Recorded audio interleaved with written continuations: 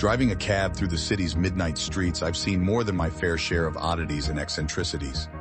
But there's always that one ride that sticks with you, haunts you a bit. Let me share one such ride that pushed me to install a dash cam for those eerie, unpredictable nights. It was just past midnight, the kind of night where the moon hides behind thick clouds, leaving just the city lights to guide the way.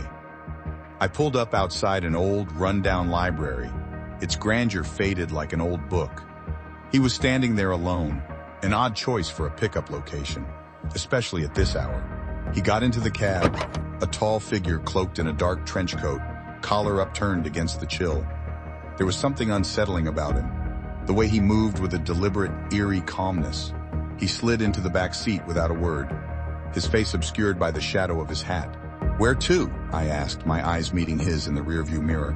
He was quiet for a moment too long before he finally said, "Just drive. I'll tell you when to stop." As we drove, the silence was thick, only the sound of tires on wet asphalt breaking it. I tried to make conversation, a comment about the weather, a question about his night. But each attempt hung unanswered in the air between us. The city passed by in a blur of neon and street lamps, and his eyes never left the reflection of my face in the mirror. It was unsettling how he could stare so intently without ever really seeing me.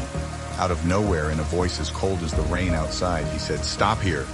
We were on a bridge, deserted, overlooking the darker parts of the city. I pulled over, the sound of the river churning darkly below us. He handed me a crumpled bill, more than the fare, and stepped out into the night.